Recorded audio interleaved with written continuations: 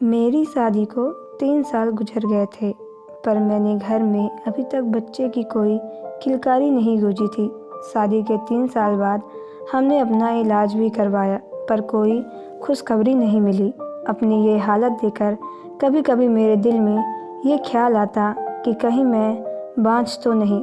खैर, अब जो था वो था ही। नहीं मिला तो डॉक्टर ने हमें IVF की सलाह दी। काफ़ी इलाज के बाद जब हमें कोई परिणाम पर IVF करवाने पर खर्चा बहुत था, इसलिए एक दिन मेरे हस्बैंड ने कहा, और हमारे पास इतने पैसे नहीं थे कि हम IVF करवा सकें, कि हमें पैसों की सख्त ज़रूरत है और हमारे पास पैसे नहीं हैं, इसलिए मुझे नौकरी के लिए विदेश जाना पड़ेगा।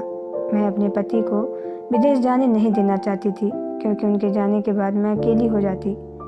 मेरे पति अपने माँ बाप के इकलौते थे और मेरे सास ससुर भी इस दुनिया में नहीं थे, इसलिए मैं अपने पति के साथ अकेले रहती थी। वो तो भगवान का शुक्र था कि हमारा शहर में खुद का घर था। उनके जाने के बाद मैं घर में एकदम अकेली हो जाती। लेकिन कहते हैं कि मजबूरी इंसान को क्या कुछ करने को मजबूर नहीं कर देती। मजबूरन पैसों के लिए मेरे पति को अपने देश छोड़कर विदेश जाना ही पड़ा। वो तो आस पड़ोस के लोग अच्छे थे, जिनकी वजह से मुझे अकेलापन महसूस नहीं होता, और मुझे किसी भी चीज़ की ज़रूरत होती तो पड़ोस मेरी मदद भी कर देते। मेरे हस्बैंड का नाम अरविंद था। अरविंद को विदेश गए हुए 3 से 4 महीने गुजर गए। एक दिन अचानक मेरी बहन का फ़ोन आया। मेरी बड़ी बहन मुझसे उम्र की काफ़ी बड़ी थी। उनके बच्चे लगभग मेरे ही उम्र के थे। उन्होंने मुझसे कहा कि उनका बेटा तरुण पढ़ाई के लिए आ रहा है, शहर जा रहा है। लोगों ने हॉस्टल में रहने की सलाह दी, पर मैं नहीं चाहती हूँ कि अगर तुम्हें और तुम्हारे पति को कोई एतराज़ नहीं हो तो मेरे बेटे तरुण को तुम अपने पास ही रख लो, क्योंकि हॉस्टल का खर्चा भी ज़्यादा है और हॉस्टल में रहने से बच्चे बिगड़ जाते हैं। तुम्हारे पास रहेगा तो सुरक्षित रहेगा, और तुम तो उसकी मौसी भी हो, और मौसी माँ के समान होती है। वह तुम्हारे साथ रहेगा तो मुझे उसकी फ़िक्र नहीं होगी। तरुण के आने की खबर सुनकर मैं बहुत खुश हुई, पर अब मुझे अपने पति की इजाज़त की ज़रूरत भी थी। जब यह बात मैंने अरविंद को बताई तो उन्हें भी कोई एतराज़ नहीं हुआ, बल्कि उन्होंने तो कहा कि तुम अकेली रहती हो, तरुण आ जाएगा तो तुम अकेले नहीं रहोगी, तो तुम्हारा दिल भी लगा रहेगा और मैं भी सुकून से यहाँ पर काम कर पाऊँगा। जब तुम मुझे अरविंद की तरफ से इजाज़त मिल गई तो ये बात मैंने अपनी बड़ी बहन को बताई। वह भी बहुत खुश हुई। अगले 1-2 दिनों के तरुण हमारे साथ रहने आ गया।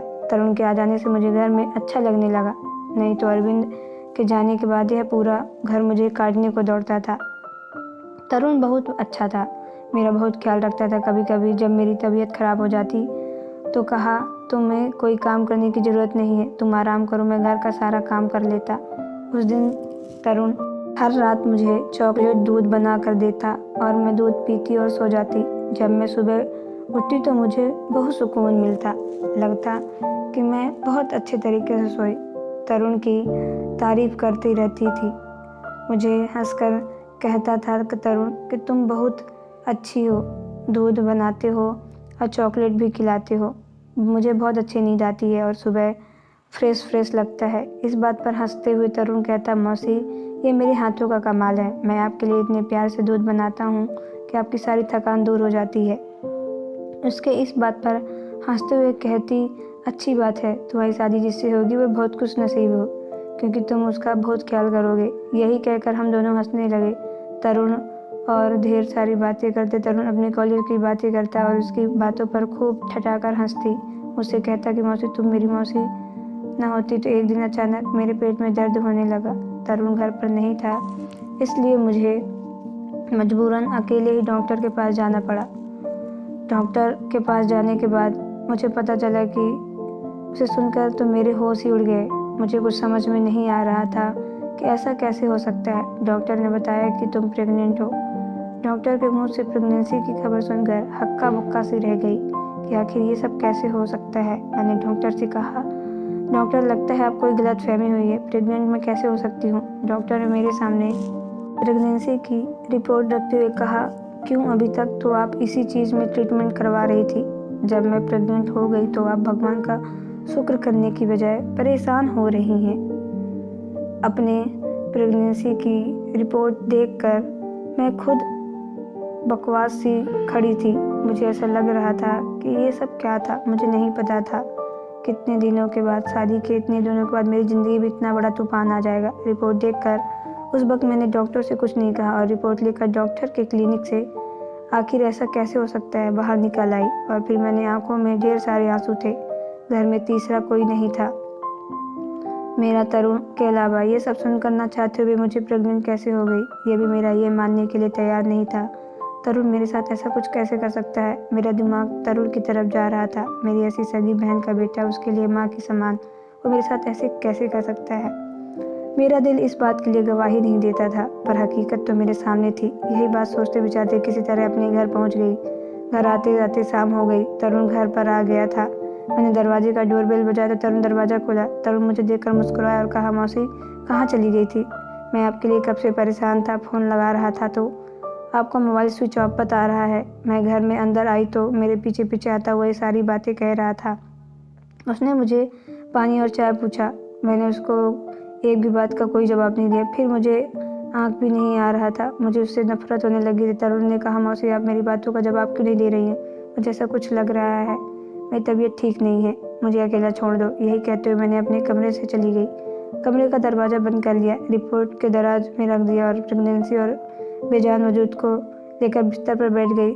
मेरी सोचने समझने की क्षमता खत्म हो चुकी थी, क्योंकि तरुण मेरा सगा भांजा था, मेरी सगी बहन का बेटा। वह मेरे साथ ऐसा कैसे कर सकता है। मैं अपनी बहन भाइयों में अपने सबसे छोटी थी और तरुण की माँ मेरी सबसे बड़ी बहन थी।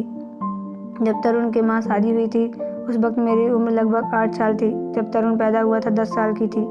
मुझे अपनी बहन की परवरिश पर बिल्कुल शक नहीं था। वह अपने बेटे तरुण की ऐसी परवरिश नहीं दे सकती। नहीं हो सकता ऐसा कुछ। लेकिन जो रिपोर्ट में मेरे हाथ में थी उसका सारा शक तो, क्योंकि मेरे और तरुण के अलावा घर में कोई तीसरा भी तो नहीं था। पर मैं अपना सर अपने 2 हाथों में लेकर बैठ गई। फिर मुझे याद आया कि पिछले कुछ दिनों में तरुण मुझे दूध बना कर देता है और मुझे अच्छी नींद भी आती है। क्या तरुण मुझे दूध में दवाइयाँ देता है? मेरे सोने के बाद ये सब सोचते हुए मैं फूट फूट कर रोने लगी। रोते रोते सोच ही रही थी कि क्या सगे रिश्ते इतने मतलबी होते हैं। उसकी मौसी यानी माँ हक्स के आगे कुछ डर नहीं आता। उसकी माँ की सगी बहन मतलब मैं जैसी हूँ। वह मेरे कमरे में सोच ही रहा था कि उसका आखिर दिल इस गुनाह के लिए राजी कैसे हो गया। मैं बस रोए जा रही थी। मुझे कुछ समझ में नहीं आ रहा था। ये सब जानने के बाद मेरे ऊपर क्या बीत रही थी इसका अंदाज़ा कोई नहीं लगा सकता था। मुझे याद आने लगा कि वह बचपन में मेरी बड़ी बहन के साथ मायके आता था तो मेरी गोद में आ जाता था। अपनी तोतली जुबान से मुझे मौसी कहने की बजाय माछी माछी कहता था। इस बात पर मैं खूब ठठाकर हंसती थी। यहाँ आने के बाद मुझे उसे देखकर कभी ऐसा नहीं लगता था कि वो मेरे साथ ऐसी घटिया हरकत भी कर सकता है। मैंने इन्हीं सोचों में गुम थी। तरुण मेरे कमरे के दरवाजे पर दस्तक देते हुए अंदर आ गया। मैंने देखा उसके हाथ में दूध का गिलास था। वो मेरे लिए चॉकलेट दूध का बना कर लेके आया था। वो बड़े नॉर्मल अंदाज में बेड पर बैठ गया। उसने बेड पर बैठते हुए कहा। घबरा कर मैं खड़ी हो गई। ना चाहते हुए भी मेरे साथ ऐसा क्या हो गया। मेरा ये बर्ताव देखकर मुझे उससे पूछा, क्या बात है मौसी, आप इतनी घबराई क्यों हो? सब ठीक तो है ना? ये लीजिए दूध पी लीजिए, आराम करिए। तरुण ने दूध का गिलास मेरी तरफ बढ़ाया। मैंने दूध का गिलास लेकर साइड टेबल पे रख दिया। तो आगे की स्टोरी जानने के लिए आप मुझे कमेंट बॉक्स में ज़रूर बताएं। अगर आप मेरे चैनल पर नए हो, चैनल को सब्सक्राइब करके बेल आइकन को प्रेस कर लें, ताकि आने वाली वीडियो का नोटिफिकेशन आपके मोबाइल पे सबसे पहले पहुंचे, क्योंकि मैं ऐसी स्टोरी आप तक लाती रहती हूँ। तो चलिए मिलते हैं नेक्स्ट वीडियो पे। Okay bye, take care.